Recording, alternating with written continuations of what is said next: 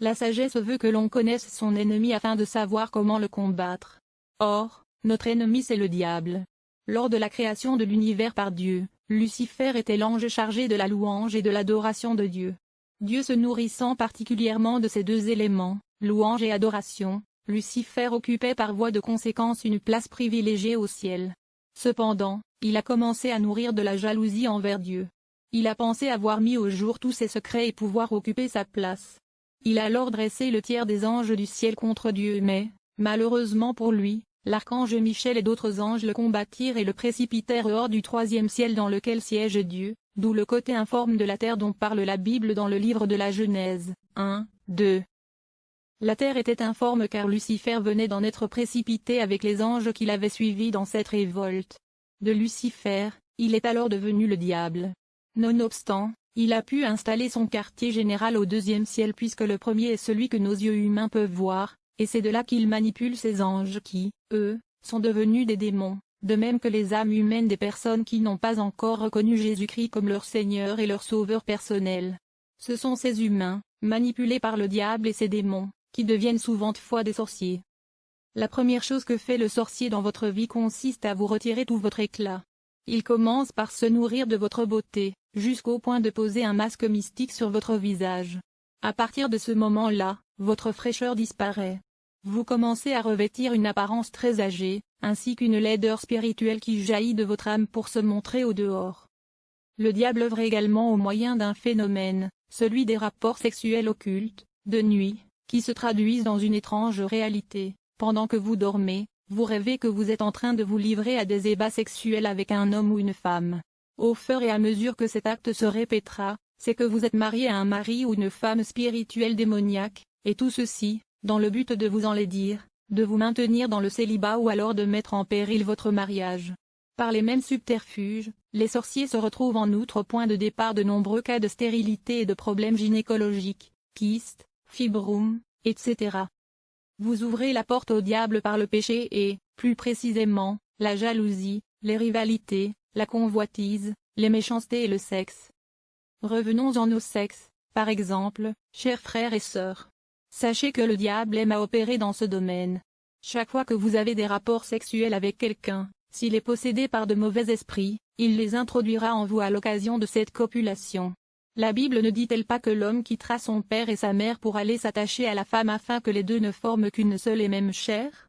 Pour le diable, à partir du moment où il vous pousse à forniquer, chaque fois que vous aurez des rapports sexuels avec une femme, que cette dernière soit la vôtre ou non, la sorcellerie passera de l'un d'entre vous deux à l'autre, et vous serez alors unis à cette personne. En effet, le temps de la fornication, vous et cette personne formez une seule et même chair. Vous ne sortirez jamais indemne de cette relation et, au cas où vous êtes marié, vous contaminerez également votre mari ou votre femme avec ces mêmes esprits. Si vous vous trompez mutuellement, votre partenaire et vous comme le cas est fréquent aujourd'hui à travers le monde entier, sachez que, de par ces tromperies, vous ouvrez la porte, dans votre couple, à beaucoup de démons qui cohabiteront avec vous. C'est pour cette raison que vous aurez des problèmes de couple car il ne peut y avoir la paix là où résident plusieurs démons. Là où existait auparavant l'amour s'installera désormais la haine par suite de l'irruption de ces démons et, peu de temps après, suivra le divorce. C'est au reste le plus simple des cas de figure car généralement et dans le pire des cas le divorce est précédé de multiples actes de violence répétés. Dans le scénario des tromperies, veillons à ne pas absoudre les maîtresses, phénomène très fréquent en Afrique, qui chercheront coûte que coûte à conserver leur amant marié pour la simple et principale raison que ce dernier a de l'argent. Et pour arriver à leur fin, elles auront très souvent recours à des pratiques de magie accompagnées de l'ingestion de potions magiques qui entraîneront automatiquement des pannes sexuelles face à toutes les autres partenaires éventuels. Je parle bien de celles qui ont recours à ces pratiques, avec à la clé une crise cardiaque possible pour l'homme aggravée, pour l'épouse de ce dernier, de fausses couches à répétition, voire un important risque de stérilité. C'est pour cette raison que Dieu prône la fidélité. Dieu vous a créé en vous comblant de bénédictions susceptibles de vous accompagner tout le long de votre vie ici-bas. Le travail des démons et précisément des sorciers, c'est de vous subtiliser ces bénédictions. Résultat. Vous vous retrouverez alors en train de ne rien fabriquer de votre vie, d'intelligent que vous étiez à l'école, vous verrez vos cellules grises voler, vous chercherez du travail alors que vous avez des diplômes et vous n'en trouverez pas, ils s'accapareront de votre santé, votre prospérité et votre argent en vous mettant un trou dans la paume de la main, de sorte que vous resterez pauvre à jamais, et même endetté bien que vous ayez de l'argent. Ces agents du diable vous voleront en outre votre vie car bon nombre de gens meurent précocement, contrairement au destin que Dieu leur avait réservé. D'ailleurs, pour ce dernier cas, sachez que ces personnes ne meurent pas réellement. Leurs cœurs sont détournés de leur corps, et ils entendent tout ce qui se dit et se passe sans pour autant pouvoir réagir, le diable s'étant réservé le droit souverain de les utiliser encore après leur mort, qui n'était de toute façon pas naturelle. Contre le diable, chers frères et sœurs, il n'y a que Dieu. Ce n'est que la couverture céleste de Dieu qui peut vous protéger des œuvres des sorciers. Si vous n'avez pas encore donné votre vie à Jésus-Christ, faites-le. Et si vous ne savez comment le faire, dites ceci après moi. Jésus, je reconnais que j'ai péché, j'ai fait des choses abominables à tes yeux et je te demande humblement pardon. À partir d'aujourd'hui, je te reconnais comme mon Seigneur et Sauveur personnel. Laisse ton Esprit Saint habiter en moi. Merci, Jésus. Faites cette confession et vous serez alors sauvés. Les sorciers ne pourront plus vous atteindre. Amen. Que Dieu vous bénisse. Le rôle de la poussière dans la sorcellerie. Nombre de chrétiens représentent des cibles pour les attaques démoniaques. De telles victimes ne savent rien de ce qu'elles subissent. Toutefois, il n'existe pas de prix décerné à l'ignorance. Rester dans l'ignorance, c'est prolonger cette souffrance. Dieu lui-même n'a-t-il pas dit que son peuple périt faute de connaissance? Alors, faites comme moi, documentez-vous. Pour que je puisse partager avec vous ces enseignements, je me suis appuyé sur plusieurs livres dont certains sont d'origine nigériane puisque les traditions sont à peu près les mêmes dans tous les pays africains. De surcroît, étant pasteur, je me suis très souvent trouvé confronté à des personnes et à la merci d'attaques récurrentes. À force de les écouter, on se rend compte qu'il faut agir et dénoncer les œuvres du diable. Et oui, mes amis, si nous nous contentons de nous taire, nous nous rendons complices du plan machiavélique du diable par rapport aux humains. Mes chers amis, Dieu dit, dans 1 Djinn 2, 18-19, comme vous avez appris qu'un antéchrist vient, il y a maintenant plusieurs antéchrists. Ils sont sortis du milieu de nous, mais ils n'étaient pas des nôtres. Nous comprenons mieux pour quelles raisons nous sommes infestés par des gens qui ne sont pas des nôtres. Quelqu'un m'a dit un jour, être sorcier n'a rien à voir avec le fait d'être bossu. Si la bosse se voit à l'œil nu, il n'en va pas de même pour la sorcellerie, non. Il peut s'agir de n'importe qui. Ça peut être votre meilleur ami, votre parent ou votre collègue, et c'est pourquoi je vous conseille de ne pas dormir. Donnez votre vie à Dieu afin d'éviter les attaques des sorciers. Nous sommes plus que vainqueurs par celui qui nous a aimés, Romains 8, 37. En d'autres termes, nous ne pouvons vaincre les œuvres du diable que si nous nous appuyons sur Jésus-Christ. Et oui, seuls, nous ne pouvons rien, sachons-le. Chers amis, comme je vous l'ai dit précédemment, Lucifer le diable ayant été un très proche collaborateur de Dieu, avait profité de cette proximité pour connaître certains secrets de ce dernier. Dans tous les cas, il n'est qu'une simple créature, et le fait d'imiter Dieu ne fera jamais de lui un Dieu. Comme dit l'adage populaire, celui qui vous tue ne vient jamais de loin. C'est pour cette raison que le diable s'attelle à pervertir les paroles et les pratiques de Dieu à des fins maléfiques. Il ne donne jamais rien pour rien. Chaque fois qu'il vous donne, sachez que vous allez le payer très cher et il s'arrangera de sorte que vous ne le sachiez jamais d'avance. Dans le livre de la Genèse, 2, 7, nous voyons que l'Éternel Dieu forma l'homme de la poussière de la terre, insuffla dans ses narines un souffle de vie, et l'homme devint un être vivant. L'homme est un produit de la poussière. Dieu nous a tous créés, Américains, Asiatiques, Européens, Africains, bref, tous les humains qui existent sur cette terre à partir de la simple poussière. Le nom d'Adam veut dire de la terre ou terrestre. En d'autres termes, qui a été pris de la terre ou du sol. Par ailleurs, juste à titre d'information, Adam est un code prévu par Dieu pour la restauration de l'humanité. Ce code partirait donc d'Abraham pour passer par David, avant d'arriver au Messie. Sachez que riches ou pauvres, vous aurez tous un point commun, tous autant que vous êtes, vous retournerez à la terre. En conséquence, nous avons une semence de mort dans notre nature. C'est la raison pour laquelle, dès que le souffle de Dieu s'en va, le corps commence à subir son processus de pourrissement.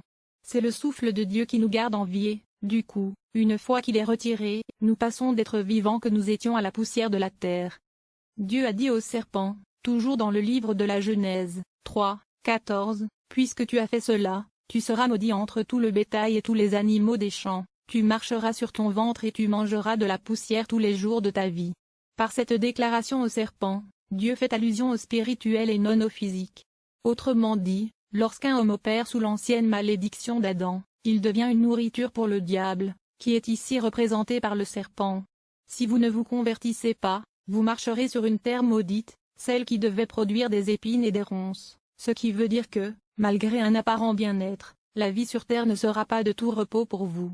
En parlant des agents du diable, sachez que parmi les sorciers il y a des mangeurs de chair et des buveurs de sang comme leur père le diable. Je veux parler ici de gens qui ont atteint un degré de maturité élevé dans le satanisme. Lorsqu'un agent satanique mange quelqu'un, il le fait sans état d'âme car il ne voit en lui que de la nourriture, la poussière. Une femme qui avait mangé son fils dans la sorcellerie a dit une fois à un pasteur, je cite, « Ce n'est pas ma faute. On nous avait demandé d'apporter nos enfants pour le sacrifice. Tous les autres membres de notre société ont apporté les leurs, il ne restait que moi. C'est pour cela que j'ai décidé de l'offrir comme sacrifice. Je regrette ce que j'ai fait puisqu'on a déjà mangé son foie. Les médecins peuvent encore le voir mais il est mangé spirituellement. Voilà comment le foie de ce garçon a été mangé comme de la poussière par des serpents spirituels. Sachez qu'il n'existe sur cette terre aucun échographe qui puisse voir les organes humains mangés dans la sorcellerie. En apparence, tout va toujours bien. Pourquoi je vous parle de poussière? C'est pour une raison bien simple, elle a beau avoir l'air ordinaire, les sorciers l'utilisent pour invoquer le nom d'une personne ou pour causer des ravages dans la vie de cette dernière. Bon nombre de morts précoces sont dues à la manipulation, dans un sens négatif, de la poussière. Certains sorciers font des libations à la terre et émettent des déclarations contre la vie de leurs victimes. Quelquefois, ils ressuscitent des esprits maléfiques au moyen des incantations.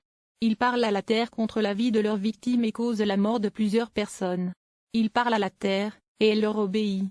C'est la raison pour laquelle certains Africains, quel que soit le lieu où ils se trouvent, je parle même de ceux qui sont exilés, se surprendront toujours à voir leur vie contrôlée et manipulée à partir de la poussière.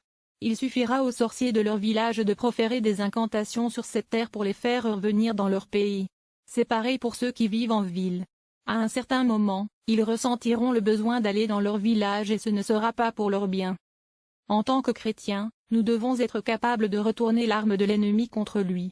Pourtant, malheureusement, les enfants du diable et les agents démoniaques comprennent cette vérité plus que les enfants de Dieu.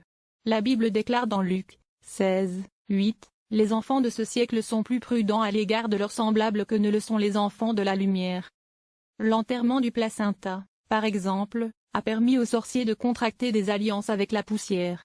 Ces alliances causent la ruine de nombreuses personnes car cet acte d'enterrement du placenta est le secret, dissimulé en arrière-plan, de nombreuses pathologies et bien d'autres choses encore plus monstrueuses. Avez-vous déjà pensé à la raison pour laquelle les gens versent de la poussière sur les morts? Ou alors pourquoi les sorciers enlèvent-ils de la poussière des pieds ou des chaussures de leurs victimes? Il y a une mauvaise pratique très répandue parmi les sorciers. S'ils veulent rendre quelqu'un fou, ils enlèvent seulement la terre du sol de ses pieds, puis, ils prononcent quelques incantations par-dessus et dispersent cette poussière dans l'air par un souffle, et comme résultat, la victime devient folle instantanément. Certaines personnes disparues le sont aussi grâce à des incantations faites sur la poussière par rapport à leur vie. Comme exemple, ils peuvent dire ceci, juste comme la poussière dispersée ne peut jamais être retrouvée, l'homme qui par l'acte va dans la brousse ou à une destination inconnue va se perdre et ne pourra jamais être retrouvé. Avec l'arme de la poussière, on a déclaré des embargos sataniques sur les affaires des gens. Une foule de gens sont morts précocement, d'autres ont manqué d'accomplir leur destinée par la faute d'une alliance conclue avec la terre contre leur succès. Bien des fortunes ont également été détruites par l'arme de la poussière. Des foultitudes de gens sont devenus des mendiants, des vauriens parce que la terre avait été maudite et instruite pour les combattre. Des gens peuvent périr dans des accidents, juste parce que les sorciers auraient décidé d'exercer la puissance de la poussière contre eux. Il y en a même qui déploient des efforts titanesques dans leur travail sans pour autant accomplir quoi que ce soit, car des sorts auraient été enterrés dans le sol contre eux. Un homme que l'on trouva en train de recueillir de la poussière d'un endroit bien fréquenté raconte, « Je veux cette poussière pour fabriquer un charme qui attirerait des clients dans mes locaux. » Les marabouts diront aussi à ceux qui recherchent la prospérité dans leurs affaires de leur amener la poussière des marchés tout en sachant que le marché est un lieu fréquenté par une multitude de personnes. Certains croyants ont commencé à bâtir des maisons, dont ils ne sont jamais arrivés à parachever les travaux pour des raisons mystérieuses. Si vous subissez de telles déconvenues, il vous faut apprendre à utiliser l'arme de la poussière contre eux. Prenez la poussière de votre chantier et parlez à votre tour. Ordonnez à cette poussière de coopérer avec vous contre vos ennemis, Au nom de Jésus-Christ. La Bible dit, la mort et la vie sont au pouvoir de la langue. Proverbe 18, 21. Sachez, bien-aimés, que vous avez aussi le droit de prophétiser contre vos ennemis. Des sorciers se sont engagés dans des alliances avec des démons qui demeurent dans la terre afin d'achever la vie de la plupart d'entre vous. Vous ne devez plus l'ignorer, il faut que vous arriviez à un point où vous refusez d'être détruits par les puissances qui sont sous la domination du diable, et contre le diable, il n'y a que Dieu. Moïse envoya la poussière en mission, et elle fut transformée en mouche. Dans un passage du livre de l'Exode, 9, 8, 10, l'Éternel dit à Moïse et à Aaron de remplir leurs mains de cendres de fournaise, et que Moïse la jette au ciel. Alors, elle devint une poussière, qui couvrit tout le pays d'Égypte et produit, dans le pays, sur les hommes et sur les animaux, des ulcères formés par une éruption de pustules. Jésus, dans Jean 9, 6, 7, utilisa la poussière sur laquelle il cracha, elle devint de la boue, qu'il appliqua sur les yeux de l'aveugle et lui dit d'aller se laver les yeux dans le réservoir de Siloé, ce qu'il fit et il recouvra la vue. Le royaume des ténèbres utilise illégalement la poussière pour étendre son gouvernement car elle est leur point final de puissance. Mes chers frères et sœurs, le moment est venu pour moi de vous rappeler de donner votre vie à Jésus, car vous ne pouvez être vainqueur dans cette bataille que vous livre le diable que si et seulement si Jésus est avec vous. Si Dieu avait su que nous pouvions bagarrer seuls, Jésus ne serait pas venu mourir sur la croix pour nous. Soyons donc sages et faisons ce qu'il faut. Dans le cas où vous souhaitez le faire, la prière de repentance vous a déjà été donnée. Répétez-la tout simplement. Bien-aimés, sachez que tout ce qui a été prévu arrive déjà. Le mal se répand jusqu'au point où nous ne savons plus qui est qui, et le diable n'oublie pas que contre lui il n'y a que Jésus. Lorsque vous étiez dans l'ignorance, vous aviez au moins l'excuse de ne pas le savoir. Mais aujourd'hui, qu'allez-vous dire? Si votre vie s'arrêtait aujourd'hui, chose que je ne souhaite pas, bien sûr, mais si c'était le cas, iriez-vous en enfer tout simplement parce que vous ne saviez pas que pour aller au ciel il vous faut faire la prière de conversion?